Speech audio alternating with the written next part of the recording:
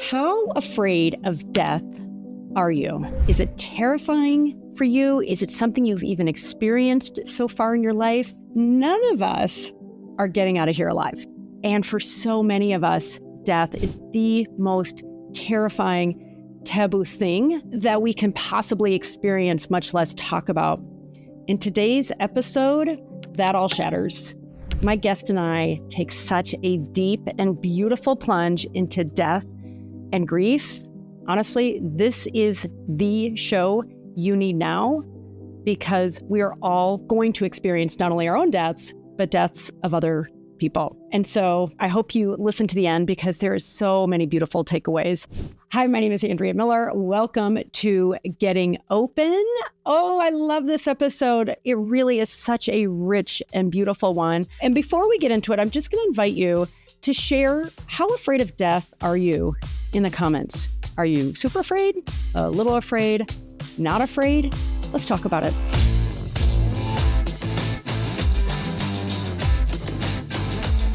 Diane Button is a founding partner of the Bay Area End-of-Life Doula Alliance in Northern California, a frequent podcast guest, and a best-selling author of several books related to end-of-life, meaningful living, and the growing impact of death doulas worldwide.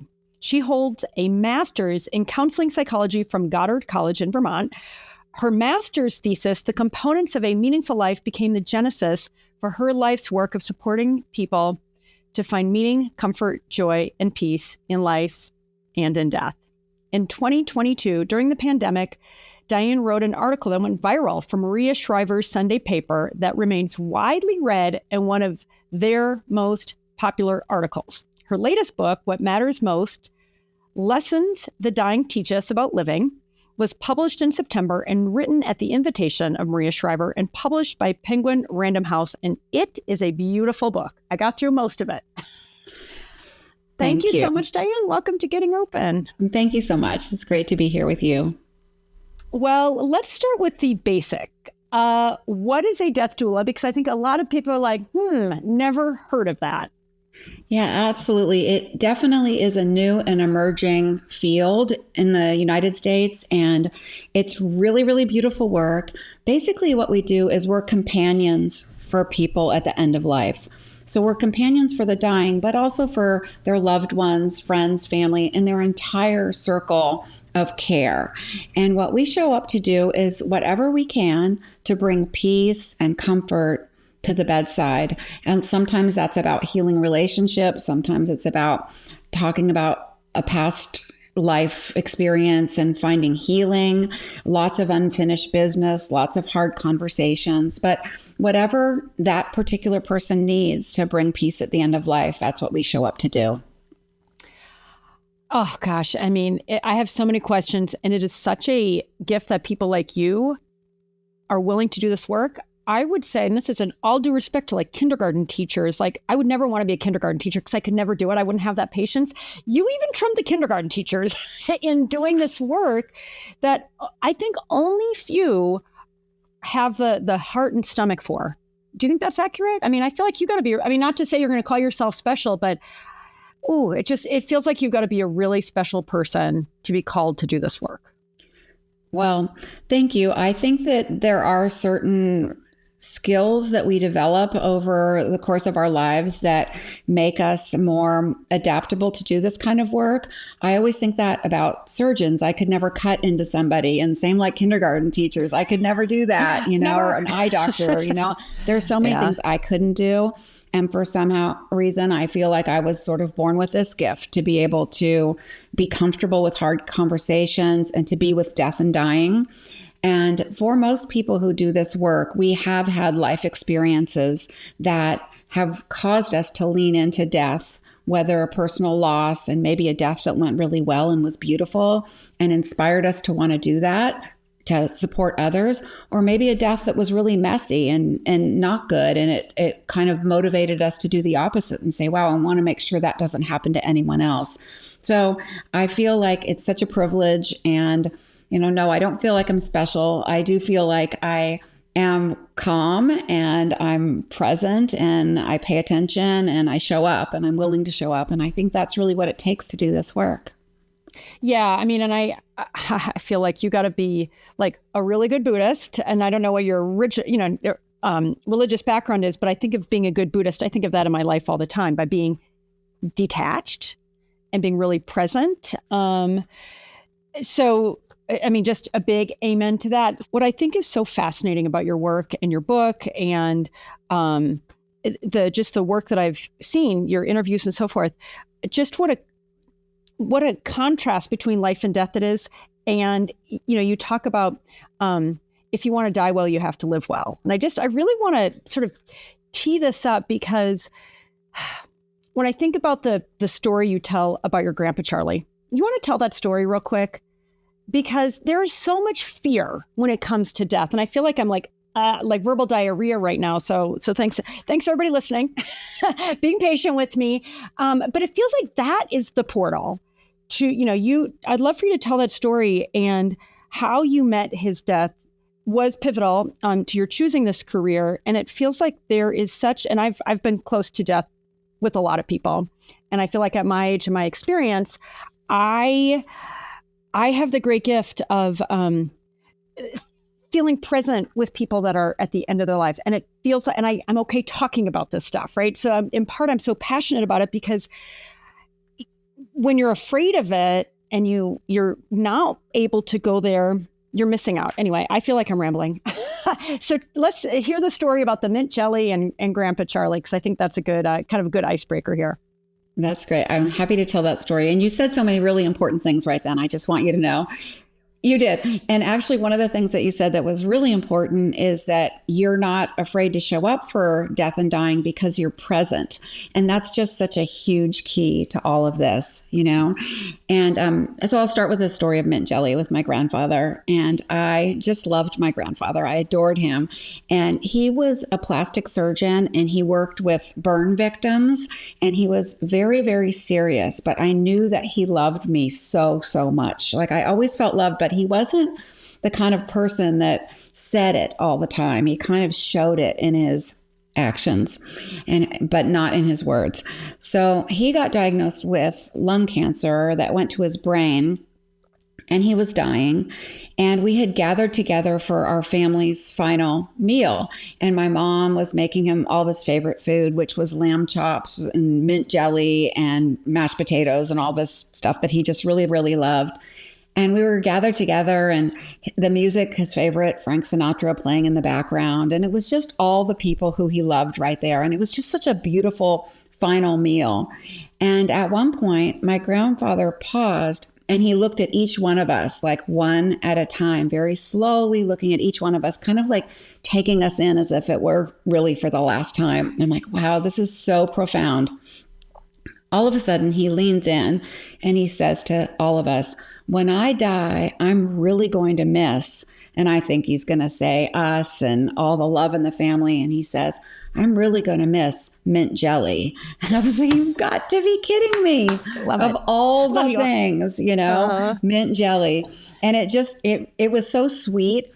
And it was kind of surprising to me. And it made me pause to think about how I share my heart and my words and how I love and how I show up, and that I actually was okay feeling loved the way that my grandfather wanted to love me, and then that led to a few days later when he was dying and I was holding him in my arms, and he took his last breath. And it was one of those most beautiful moments of my entire life because he was fully and totally at peace. The church bells rang down below and there was a breeze in the bedroom. And it was just sort of like this angelic moment. And I looked down at my grandfather and he had this huge smile on his face, the biggest smile I've ever seen on his face. And it was just amazing. And he was dead. And I just had this sense of, like what you said earlier, to die well, you have to live well. That was my grandfather. Or to die in peace, you need to live in peace. That was my grandfather. And I just still get chills thinking about it, because that moment I was struck with the idea that I want to die like that. I want to die with a smile on my face. I want to die in peace like that. I want to know that I was a good person, and that I feel good about my contributions. And it really changed my life. So that's what got me started on this path to this work. I love that so much. And we'll come back to, I have a lot of questions about helping people get more comfortable with death and the relationship you have with the family and, care. Like, we're covering a lot, you guys. But I do want to add in, I want to tell a story of death that is so close to my heart. And it's my father-in-law. And he fell downstairs in our home. He was older, frail, and had dementia for just over 4 years ago. And it was lucky he made it through the night after, his body was really beaten up. So he was in the ICU for 3 weeks. He just wanted to come home to our place. Like, he and my mother-in-law were staying with us for a few months. He wanted more than anything to come home to our home.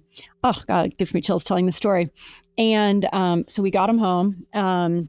We call him Papa G, and my husband's from India. And so we had Bollywood music playing, and it was just this like, oh, Papa G, you're home. We were doing a little of this. And for those of you who can't see me, I'm doing a little Bollywood dance. And, we were so joyful having him home, and made some good food and chatting with him. And he wasn't talking, but his eyes were so alive. Like, he was 100% present with us. Oh, it's going to give me chills. Make me choked up.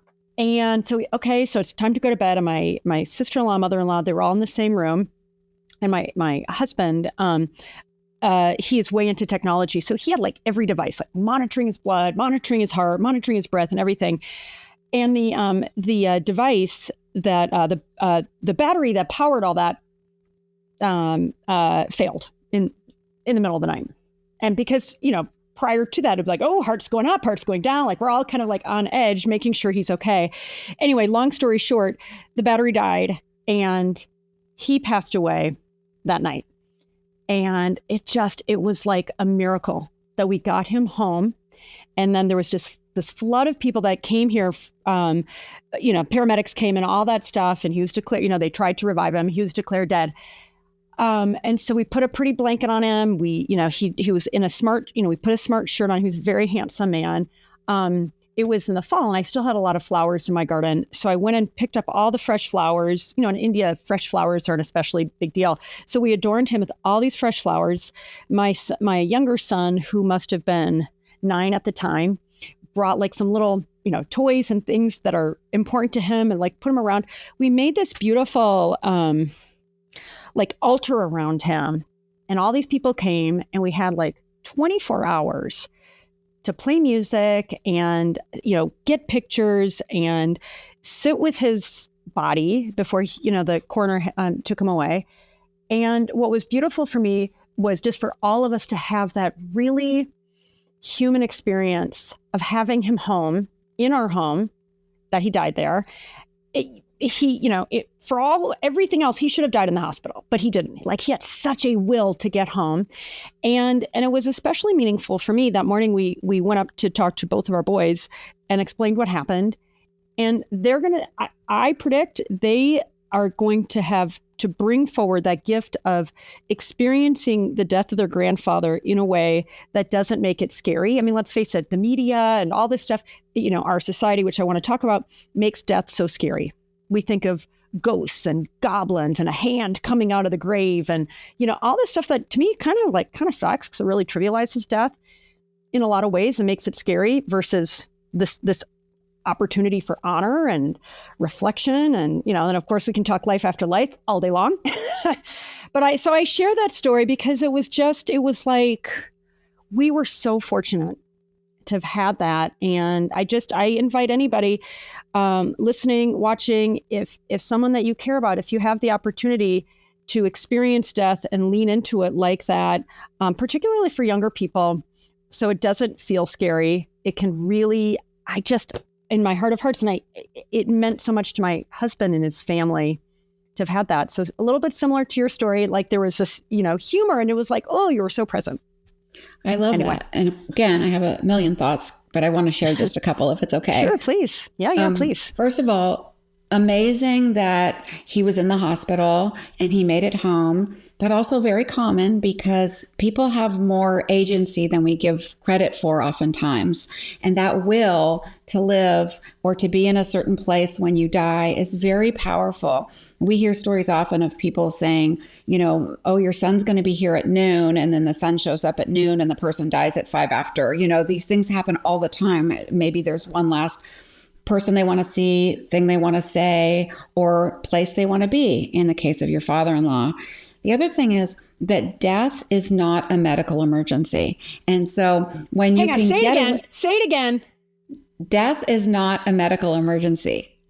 It's a phase of life. It's a transition. It's perhaps our biggest transition, after coming into this world.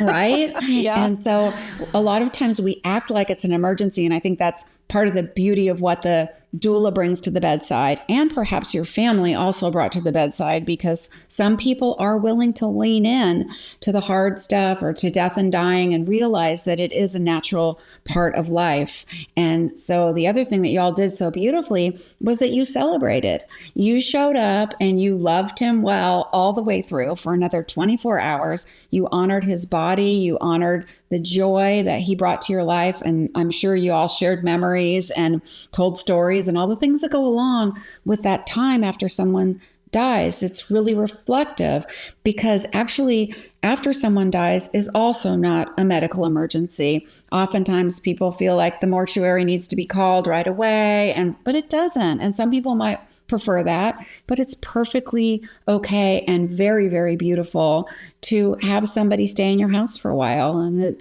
we do home funerals here where sometimes people stay in the house for a while and visitors come and get to say goodbye and such. And so I think you did a really beautiful job. And also the way that you brought your children into it is also so important, because yes, death doesn't have to be scary. It's not always perfect and peaceful, but most of the time it is. And so we don't really need to sensationalize it and have it become something that it's not, so that we fear it. Because the less we fear life, the easier time we're going to have. The less we fear death, the easier time we're going to have living and building up to our own end of life someday. Well, totally. And thank you for that. Well, thank you for all that feedback, because it felt like this profoundly humanizing experience, one that I would have just not predicted, but it unfolded so beautifully. And so I want to come back to the agency thing. But before we do, the not fear it. And that's where I was kind of trying to start this conversation. And, the spirit's moving another direction. You talk about let it in, don't be afraid of death. For so many people that are afraid of death, and whether they're young people and it's maybe theoretical, like if you're 20 years old, it's like, and then you get a little older and it's like, ooh, it's coming a little closer, or you're a spouse and your spouse has a terminal illness or a parent, right? So like it depends. I think your relationship with death depends on your circumstances. How do you help people not be afraid of death? Helping to not be afraid of death has to do with living well. It has to do with setting people up to be living their best life possible. When people get to the end of life, fear takes a lot of different forms. It's not necessarily, and it's not usually, the fear of being dead. People don't usually fear the actual moment of death. What they often fear are the moments leading up to it and the days and weeks leading up to it. The people who fear the moments leading up to it are oftentimes fearing pain and suffering. And that's totally valid. And what people come to realize if they're on hospice and we are managing things well, that we have amazing medicine in our country, especially where pain is very, very well managed. And most people are not suffering like that at the end of life. It's the other kind of fears about spiritual distress, unfinished business, not living a good life, not making a difference, not showing up for people. There's so many emotional distressors that can come up at the end of life that we like to work through. We like to make sure that our clients have had an opportunity to share their heart, talk about things that they might need to be asking forgiveness for. These are the things that multiply. And I think the most important thing that younger people can pay attention to is saying the words now, saying I'm sorry, saying I love you, saying thank you, reaching out and sharing your heart. And also, when you have a passion in your life or something that's really tugging at your heart, taking steps to do that, even if they're baby steps, so that when you get to the end of your life, you're not feeling urgent about anything. You're not feeling urgent that you didn't say the words. You're not feeling urgent because you didn't do the things, or you didn't make a difference, or you're holding on to something that you can't shake any longer. So I think one of the great tools, and it's in my book and I use it all the time with my clients, but also if I'm teaching a class at a college or something, I will work with the kids too, the younger generation, on being able to process on a monthly basis or a weekly basis those questions so that they can have a clean slate all the time so it doesn't build up. Because so much fear at the end of life is about the things that you didn't do over the decades of your life and you don't have time to do it anymore. Well, amen to that. And we'll put in the show notes the article from that went viral. I think it was 10 things. I read it and I don't have it open in front of me, but just, your book is beautiful, and honestly, it's so relevant. It's relevant to everybody because everybody's going to die and everybody's going to lose people. My sense is it's probably a little bit more for middle-aged and older people. And there's so many, just great stories and great takeaways. But I want to rewind for a moment. Oh goodness. If someone is very ill and afraid to let go, it reminds me honestly of my paternal grandmother.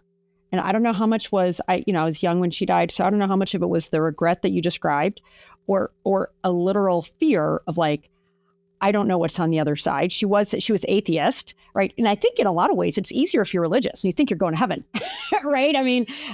So how do you help people that are really afraid to let go? Yeah, spiritual distress is actually one of the most difficult things to deal with at the end of life. I try to work with people early on, as early as possible. When I first meet someone, I always ask if they're at peace with whatever it is they believe spiritually. And it can be somebody who's an atheist or agnostic. It doesn't matter what someone believes. What's really important is that they have a sense of peace about that, because that fear of what's going to happen after they die often becomes the most urgent fear at the end of life. So the conversations about it, and I always say too, pay attention to it as you're living your life. Some people have a really solid spiritual or religious foundation that is it for them.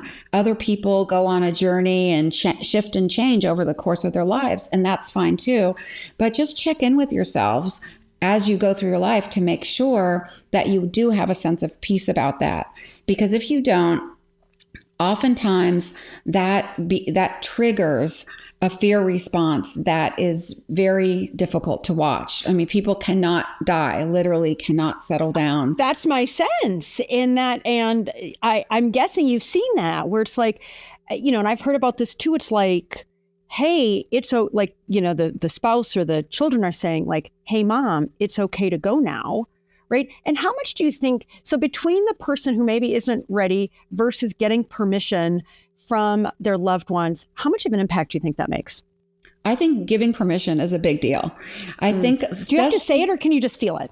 I think it's good to say it. I'm always about saying the words. Like, don't let the words in your heart go unspoken. Yeah. Say them. And that's for like literally everybody, everything. Like, absolutely. Tell your kid how much you love them. Like, tell the teacher how awesome they are. You know what I mean? And you really underscore that in your book. And it was just like, oh, yes, I love this. I'm going to even do more of it myself. Yeah. It's you could even do it just by the way you say thank you to people. Instead of just saying thank you, say, thank you for bagging my groceries. Thank you for putting my suitcase and with in your the overhead eyes and bin. body. Yeah, right? exactly. It's not just the words. It's like how we express ourselves is so much more than words. And it can be a complete sentence. When our gratitude and our love and our emotions are expressed in a complete sentence, then there's a lot of thought and intention behind them because we're in the present moment and we're actually saying it instead of a passing, oh, thank you, how we go quickly through our lives. So I'm really all about the pause, and I'm all about speaking the words. And I really think it's super important to pay attention to the people you love. And when you're about ready to die or somebody is close to you is dying, to have those deep conversations and to start as soon as possible to let the person who's dying know you're going to be okay. You love them. They've made a difference in your life and all the things, because I do think it makes letting go a lot easier. Yeah, well, I feel like I'm going to pay you whatever your hourly fee, I'll pay you after. Because I'm going to now talk about my mom, who has severe dementia and major lung issues. And we had a little bit of a fraught relationship. And I am glad to say I'm proud of it. And this is for everybody. I've talked on the show about my mom was an alcoholic. And, it's just like, it did the best she could. But to be raised by an alcoholic mom, especially as a woman, there were challenges there. I am so grateful to have such a close relationship with her now. And we live in different cities. So I'm going there like once a month, every handful of weeks. And now to sit with her, because she has dementia, but I know she feels it. And I'll just use my words to remind her of her brilliance. And these were things that I didn't necessarily, again, everybody, I'm keeping it really real. Like I had a big disconnect, let me just say, just for like keeping it, kind of not keeping it too emotional here. And I have just been able to break through and really love her and honor her as she is. And if somebody would have told me a handful of years ago, you know what, Andrea, this is how you're going to feel and you're going to express it out, I'm like, I don't know. I think you're talking about somebody else. And just to say to her, in those quiet, really private moments when it's just the two of us, to talk, she's lost several siblings and her parents are on the other side. We have a ton of family on the other side. So to be able to sit and talk with her about it, and she'll say, well, yeah, that sounds good, right? Because she's in a different cognitive space. But I've been really intentional about telling her, oh, this is going to choke me up, that it's okay whenever she's ready. We're going to be ready. And like, oh, Mom, you got to look after us and you got to look after your boys. You know what I mean? My sons and my sister has a child, a daughter and a son. I can't talk. And it feels so good and grounding. And it just feels like there is this, a little bit like you're knowing Uncle Charlie, like talking about the mint jelly, like he kept it light, but it's just like, we're all, and you talk about too, like the laughter that you have with your patients, your clients. Like, it just feels like there's this intimacy that I've been able to bring to her that I'm so grateful for. And it's like, you know what, if she goes tomorrow, we're good. If she lives here for a few more years, we're good. Like, good. I'm doing my part. I love it. Relationships can heal up until the very last day. Amen, sister. And you did that. Yeah. You're accepting her, you're meeting her where she is, you're loving her through her hard times. Obviously there must be some forgiveness in there for you to be able to show up like totally. that. So, yeah. Honestly, I just feel like we're all innocent. I really, in my heart of hearts, we're all innocent. Yeah. Yeah, it's true. And the thing is, a lot of times people are just trying the best they can and people make mistakes. And when you get to a point in your life where you are with your mom, where it's a different relationship because she has dementia as well. So things change and you're looking at her for who she is now. That's what you're doing. You're taking her in and you're just loving her through this period. And I did the same thing, by the way, with my dad, who died earlier this year. And I didn't have a close relationship with him. I've never talked about my dad, but he was actually very violent and physically abusive, pretty bad. But I've kept in touch with him over the years and such, but I was there with him when he was dying. And I realized, sometimes when you show up, you are showing up for the story to change a little bit. You're showing up to change the ending to a story. And I feel like I did that for my dad. In our house, we have this motto, show up and finish well. And I think that's what I did. I showed up and I finished well. And it wasn't all totally for my dad, I have to say. Part of it was for me to feel good about doing the right thing. And I was able to not get a lot of closure from my dad or a lot of peace or healing, because that's just wasn't the intention of his life. He wasn't one of those people that was looking for that. So I had to find that on my own.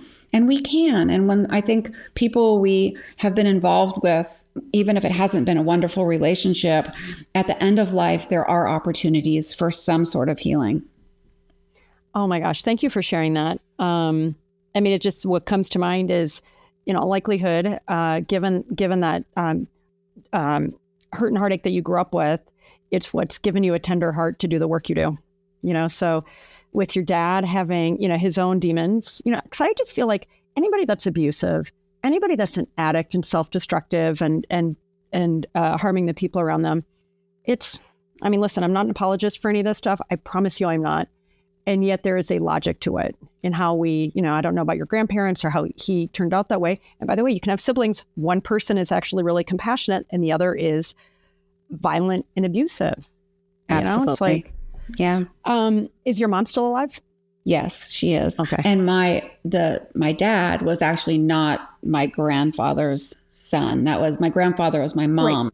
Right. Yeah. Got it. Yeah. Well, and that was actually the question I was going to ask you, because so many kids, children of, whether they're little, but no, I guess I'm speaking more of like adult children in a time where it feels like every fourth person is going no contact, right?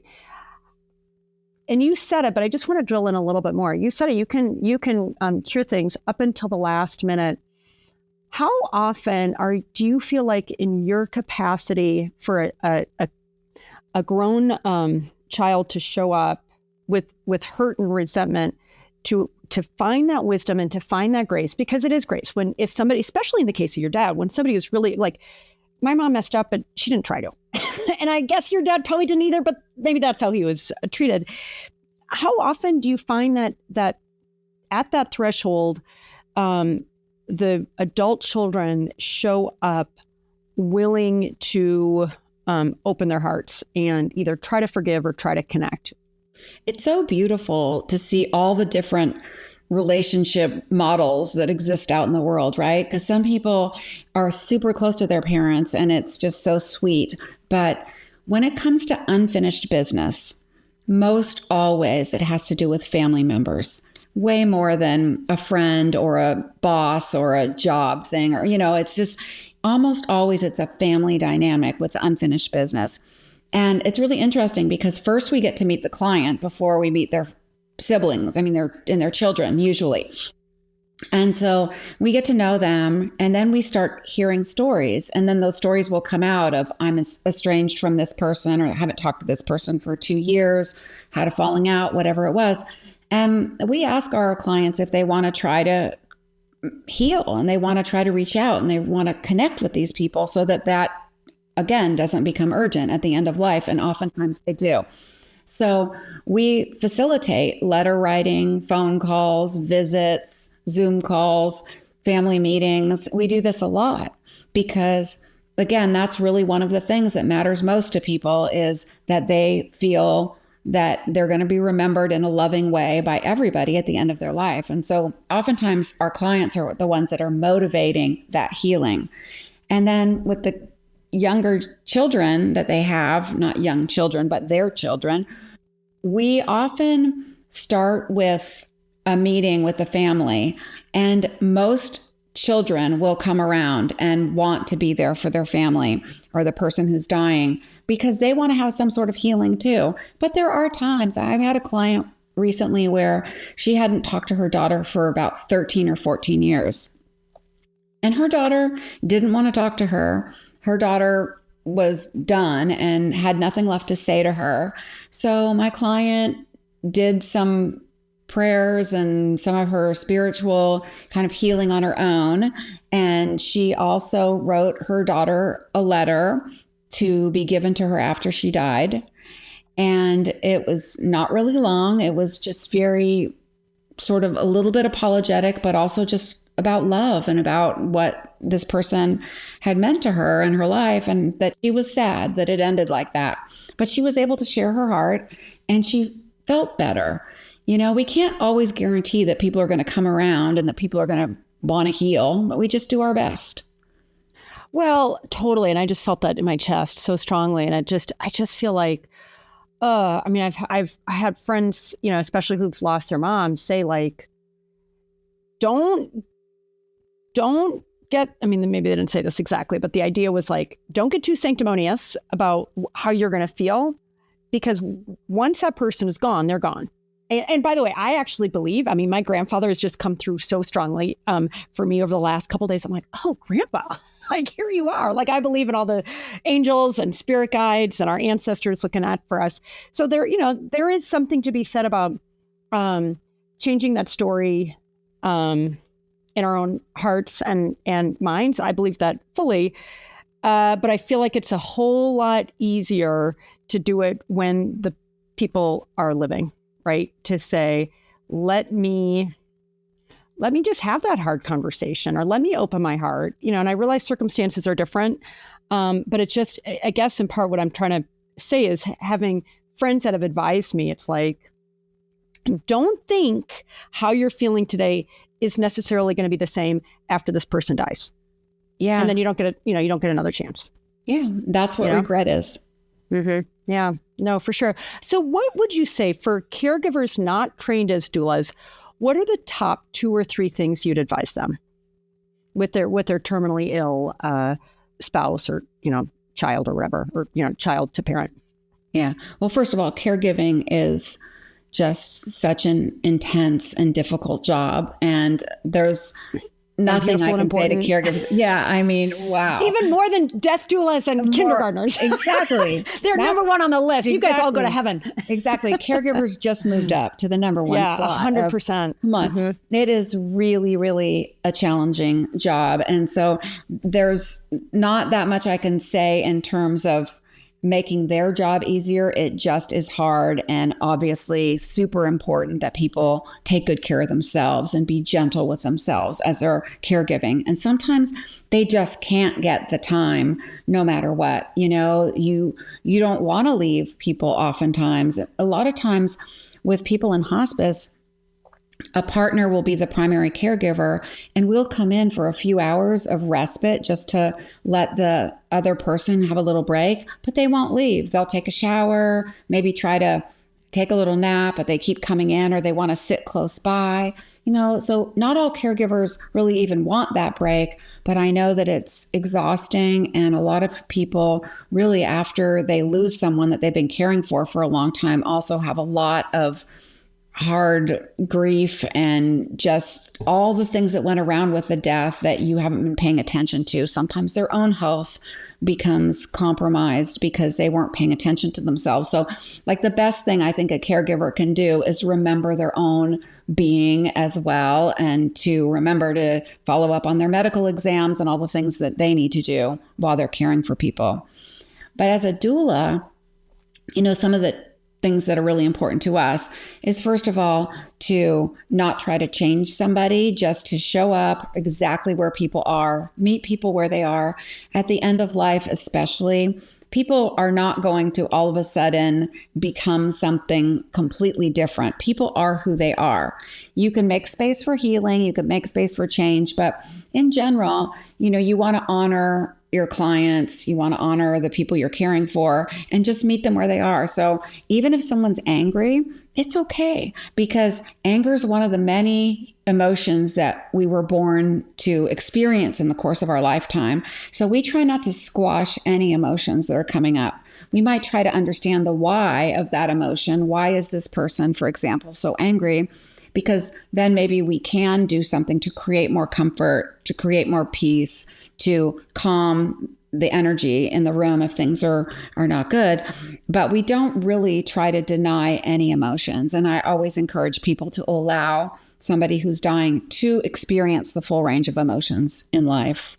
And we need to listen well, and we need to not have an agenda, because you might go to someone's house to care for them for a while, and you knock on the door thinking that one thing is true, but you walk in the door and you find out circumstances have changed, needs have changed. Maybe there's somebody in the back of the room who'd been sitting there who is really struggling right now. And if I walk in with an agenda, I'm always going to be wrong.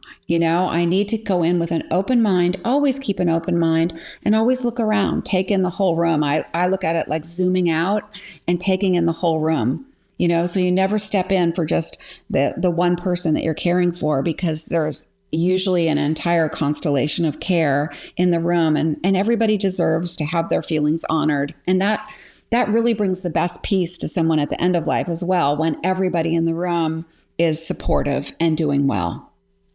Yeah, I mean, that what I just feel you saying, well, first, being a very good Buddhist, being really present, but it really, and all, joking aside, it's like there is something so powerful about one person being able to come in grounded and peaceful with holding that intention to not have an agenda and really honoring where everybody is. I think it punches above its weight. And I think a lot of times people will say in the face of grief, oh, there's nothing I can do. And now that I'm older and I've experienced, I've seen a lot of death and I've experienced grief and heartache. It's like, oh, don't you kid yourself. There is so much you can do by showing up and holding that space, right? But you also, to your point about living well, I think those of us who feel like we can hold that space have also done a lot of inner work, right? So we can and honor our own emotions. Absolutely. I teach a class at the University of Vermont for people who want to do this work. It's an online class.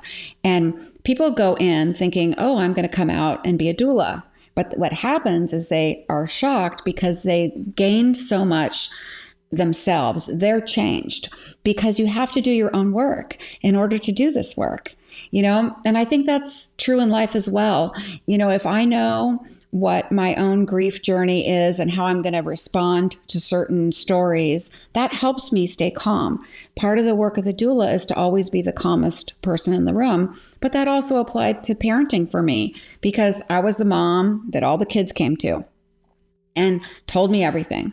And my friends would always say, I can relate to that. Yeah, oh my God, I just heard a doozy yesterday. Yeah. So that happened to me all the time. And my friends would say, why do they always come to you? And I would say, because I never act shocked. Mm-hmm.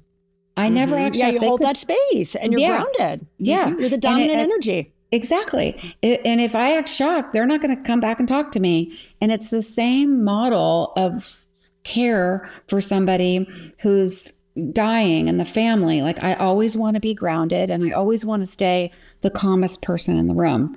And I never want to be needy. I never want to take away any of the energy in the room. So that's kind of how I show up. It's very, very present. Yeah, I can feel that with you. And you've got such a beautiful, you're beautiful on the outside as well, but just such a beautiful presence. So you are just gracing a lot of people, and especially with doing that online course. That's awesome. Let me ask you this, rewinding a little bit to the caregiver. So when it comes to, and I'll share this, it's going to make me, my heartache. My cousin lost his son to suicide when his son was 18.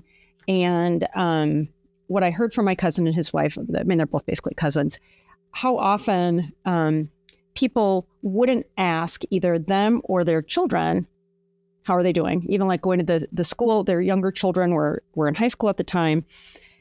And it just, God, I feel like this just intense energy in my body right now, how uncomfortable death is for people, right? And especially in what feels like that extreme circumstance. So I'm just kind of wondering, going back, whether it's after the fact, there are different phases of death, right?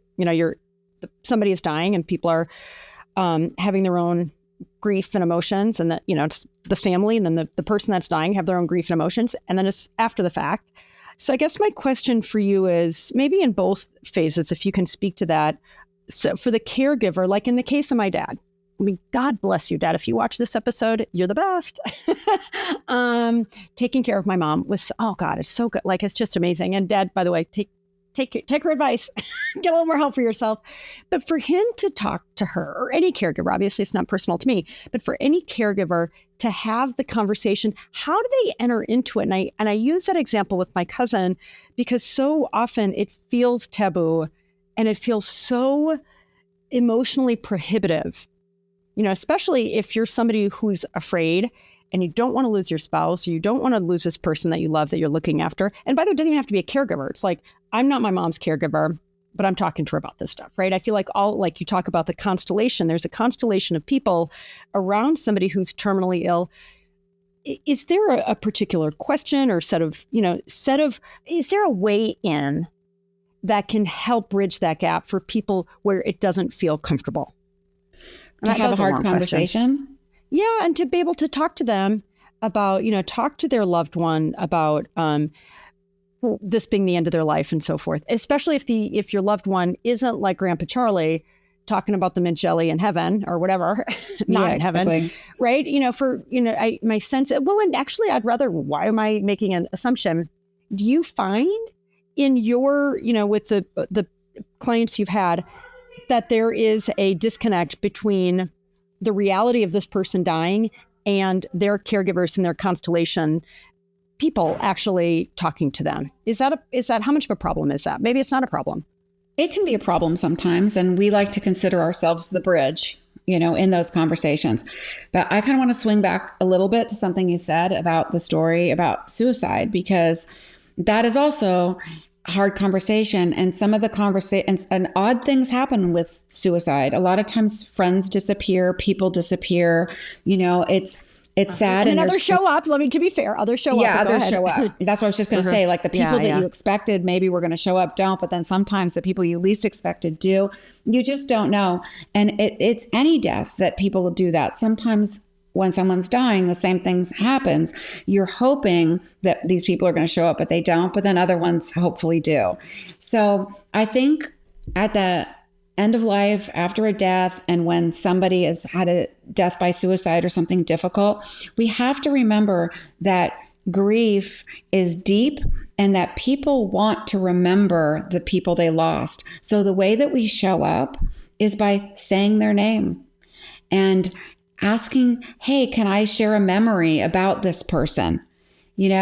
Show up and talk about the person. And that is really, really so healing for people, rather than turning away and feeling like you're afraid to talk about it. You don't have to talk about the way someone died, but let's talk about someone's life, what they meant to you, what kind of joy they brought to your life, how they made a difference to you.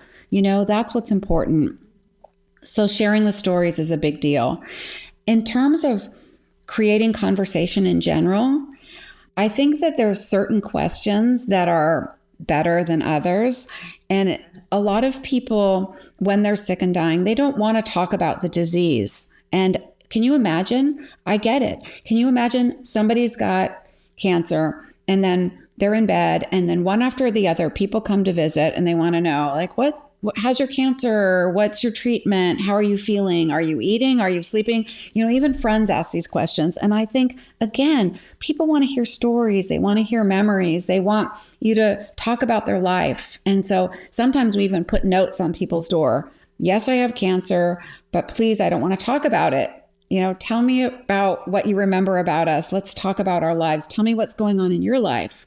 And I think that's a really good way to step into a conversation with someone who is sick and dying. Don't feel like you need to talk about the sick part and the dying part. Be a person, be a friend, be a sister, be who you are to that person. Show up with that heart for that person. And then the other thing is, I like to ask questions about what matters most to people. I like to lean in through conversations about creating a full life. And what I mean by that is questions like, what is left unsaid? What is left undone? Who matters most to you? Because if I know who matters most to somebody, then I'm going to get a conversation out of that. If I asked you who matters most to you, I would learn a lot about you, and if I asked you, what are you worrying about when you lay awake in bed at night? I'm going to learn a lot about you. I don't have to ask you a lot of questions like, are you sleeping? Are you eating? Are you having any conflict with anyone? Are you afraid of dying? I don't have to ask you a lot of questions if I ask you, what are you worrying about when you lay awake in bed at night? I think it's a great conversation starter for two people who really can have an intimate conversation but are a little bit afraid to. Oh, I love that. I love that. I mean, frankly, I'm thinking about it the question to be asking somebody who's terminally ill, and your kids and your spouse. It's kind of like back to your point of like, it's all a continuum, right? Like being present, being open to each other. So I'd love to spend a few minutes talking about grief. Oh my goodness. I've got a million notes over here. The next one just happens to be, can we please normalize quitting telling people to be strong? Do you agree with that? Absolutely. Because Absolutely. like enough already with the be strong. Like it's bad advice when somebody is hurting or is going through grief or is, so what's a better thing to say? I don't think you should say to be anything. It's sort of like, really, checkmate. It's more about, it's not my job to tell anybody how to be. And I think that, if you ask somebody how they're feeling, then obviously they're going to have emotions. But I like to ask, usually if I'm going to ask that question, it would be, how are you feeling today? Or how are you feeling right now? Because grief is that moving, bouncing ball.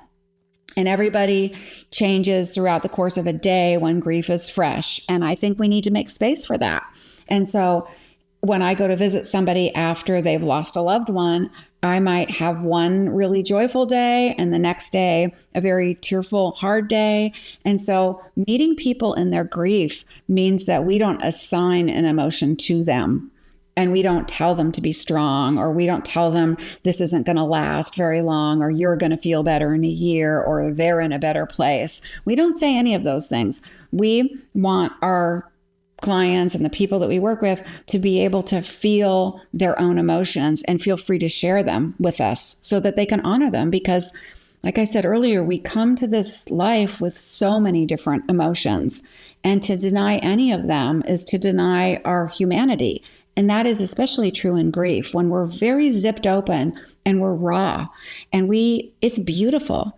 Grief can be beautiful. I met my husband in very, very deep grief, and he was in deep grief. He had just lost his wife, who was pregnant with triplets, when she died. Yeah. Oh, good Lord. And she died on Mother's Day, of all things. Oh, good Lord. Oh, right? And so I witnessed the deepest grief I've ever seen in my life on the journey with him. And to see him... Were you caring for his wife at the time as her doula? No. Oh, okay. No. Okay. It was before I did this work. Oh, okay. But for some reason, I was able to show up. I must have something in me that allowed me to show up in the grief, because it was a long, long time. And still, even to this day, after decades, there's still grief, because grief doesn't go away, and grief shouldn't go away. And, I actually fell in love with my husband because he loved his wife so much. And that was reflected in the grief. I saw his capacity to love and the beauty in his ability to love somebody so, so deeply was just shining through his grief. That's why we say grief is love. It's sort of the bookends. And if you're going to love deeply, you run the risk of grieving deeply someday, but that's okay. Mm-hmm. It's worth it. Mm-hmm. Oh gosh. What do I say now? That's so, it's so beautiful and just worth sitting with that for a second. Amen. Yeah. Well, and in all sincerity, when I think about our culture, and I know I touched on this a little bit when I was talking about my father-in-law's passing, that our culture trivializes death and says things like be strong. And rather than being able to hold that space, right? And it's just, I don't know. Honestly, I started looking at, I was just so sort of mesmerized by this.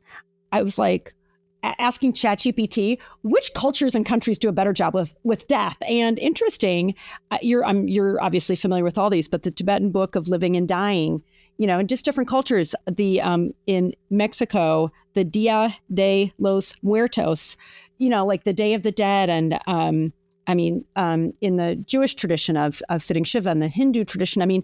I just, no shade on America, but when I just think about the opportunity to reframe how we meet grief, and your point is a good one. It's something I actually say a lot. And whether it's grief of a loved one, the loss of a job, the loss of a relationship, grief obviously hits us in a lot of different ways. And it's not linear. And I feel like your advice is right on, like not to project as much as, and maybe that's worth even just sort of spelling out. I feel like often we say, be strong, or it's going to get better, or they're in a better place, because we don't know what to say. And it feels so uncomfortable. But I'm going to say, like, let's just all get a little comfortable with the discomfort. Can we? Right? Because I think that's where the magic is, isn't it? Yep. We always say part of our work is to be comfortable sitting in the discomfort.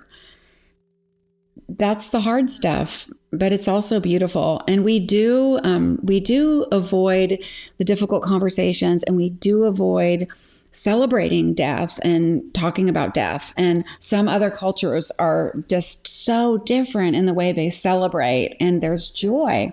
You know, we even have in the New Orleans tradition, they have these jazz funerals that are also very lively and beautiful. I went to school at Tulane. Totally. Right. And, you know, some African traditions too, where it's like, bring on the music. Exactly. Let's go. It's high vibe. Yeah. A friend of mine was telling me the other day about that she had heard a woman wailing, like crying, just wailing so loud. And it had occurred to her that never in her life had she heard anyone crying with that depth. And that's another thing we don't do really well in our country. We zip ourselves up a little bit, and we maybe save our tears for our private moments and such, but we don't have really community grief. We don't do that very well. And it is a very vulnerable thing. At least it seems like it would be for us, for me, for my crowd. But I think in certain countries and certain cultures, it's really the way it is that everybody just cries together. And I just think that's just so profoundly beautiful, you know, just to really be able to share that deep of an emotional reaction together. Yeah, I love that, Diane. And I guess all I can add to that is, you know, for anybody who's going through, who's meeting a friend or a loved one, who's experiencing grief, like, be the one to be willing to sit in that discomfort, because it's like a muscle. There's muscle memory. You do it the first time and you feel like, oh my God, I'm going to die. It's so awkward. And then you realize you do it again and again. It's like, oh, that's totally normal. And then you feel a reaction that's like a response energetically that's different. Yeah. Right. We also, Yeah, go ahead. We also feel like we need to say something. And sometimes words aren't necessary. Sometimes words can get in the way, and it's just your presence. So even just going and sitting beside someone can be really the most healing and beautiful thing you can do for someone at that particular time. I love that. And, you know, like even just adding to that, you know, when I think about holding a hand, giving a hug, and just like letting your open, empathetic or sympathetic heart be felt. Right. It's back to the thing where people will say, and I used to say it too, like, there's nothing I can do. And it's like, au contraire, you can hold that space. You can, you know, and if you feel like it's appropriate, ask, are you okay? And, you know, and how are you and so forth. But I think your, permission to not say anything, and just as in air quotes here, people, just show up, like show up, you know, like they say in sales, like showing up is half of it. Like, okay, in sales and in death, showing up is half of it. That's right. And sometimes that's the hardest part. Once you show up, you know, then you kind of can feel your way through what is needed most and what somebody's responding to. Yeah, no, I love that. Well, I wanted to keep a little bit further on grief. And a lot of us are familiar with the Elizabeth Kubler-Ross, well, it's not the Elizabeth Kubler-Ross and David Kessler model, 6 steps now. And it was interesting when I was reviewing that, and when I was preparing for this, the thing that I was looking at said, these are states, not steps, which I hadn't heard. I'm just for the benefit of everybody, I'm not going to read too much, but it doesn't go in a particular order. There's denial. And I know a lot of us are like, oh, we know it, but just to remind you, there's denial, there's anger, there's bargaining, there's depression, there's acceptance. And then the 6th one added by David Kessler is meaning, finding that meaning. And, you know, and you talk a lot about storytelling, Diane, which I do think, you know, and through all of this, you know, the storytelling of our own lives and and how, you know, we can meet somebody that's terminally ill and reflect on their stories and shared stories. So to me, that meaning the fact that that's been added in the last few years. And I love this whole notion of these steps not being progressive, a progression, that they're states. And I think you said it, it's like, and it can change. And just to honor that, like, it's just like a big public service announcement, for people who are going through grief. And again, it can be the grief of a lost relationship. I feel like a lot of these ring true when you are really hurting, even if it doesn't mean, a physical death of an individual. It can be the death of something important to you, that those steps of grief materialize. And I guess I want to say, like, honor them, right? Because so often, like, they're so uncomfortable. We don't want, like, forget everybody else's discomfort. I don't want to go through my own discomfort.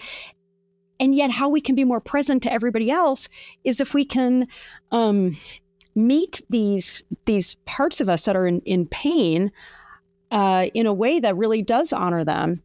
And that can be hard for people, I think. Yeah, it can be really hard. And yes, those stages are definitely not linear. And that's the beauty of grief, is that it does just flow like waves. And meaning is so important. I like that you called out all the different, not all, but there are so many different ways of grieving. We can grieve for small things. And I think if we pay attention to the little things, even like, oh, I need reading glasses, or no, I can't run anymore. I can still hike, but I can't run anymore. I mean, grieve those losses and pay attention in your life that I'm having a loss and I'm experiencing a loss. And how am I feeling?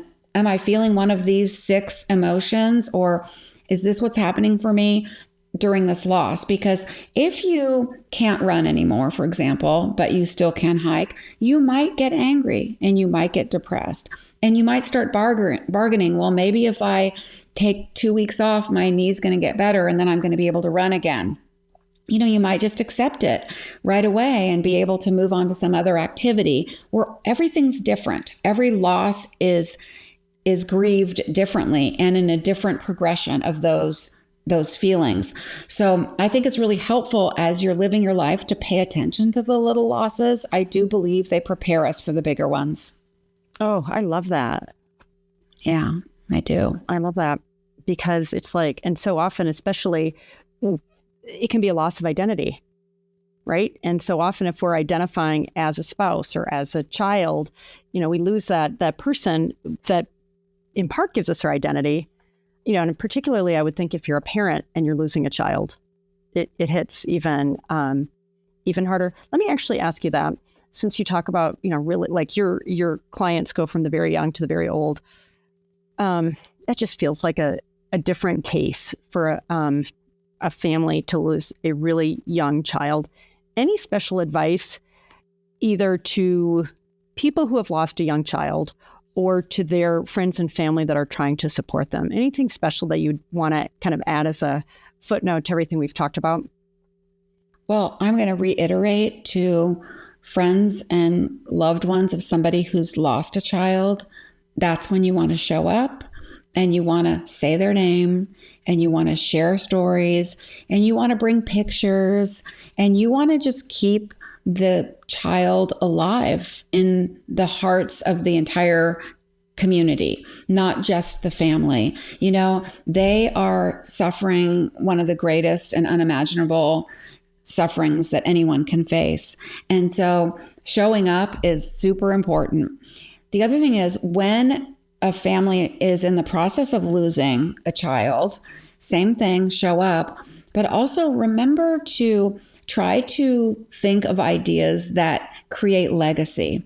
With kids, I always do art projects or take photos, take lots of videos, make things that can be hung on the wall, make jewelry out of fingerprints, make stepping stones for the gardens. Like, there's so many things that you can do with a child that they actually really enjoy and love doing while they're still alive. And so I'm always grateful when I get a call from a client whose child is still able to communicate and able to do things, because I think we can create a beautiful legacy for the family, and especially if they have siblings that are still very, very young and such, it makes such a difference if we can do the work early with them. I love that. All right. We're almost out of time. I have a couple more quick ones. You give the 10 lessons in your book, and I love this one. You say, be still. This is how you see clearly. And you reference the psychologist and best-selling author, Viktor Frankl, from that beautiful book, A Man's Search for Meaning. And this is somebody who survived the Holocaust and was surrounded by the most gruesome, grueling, heartbreaking death imaginable.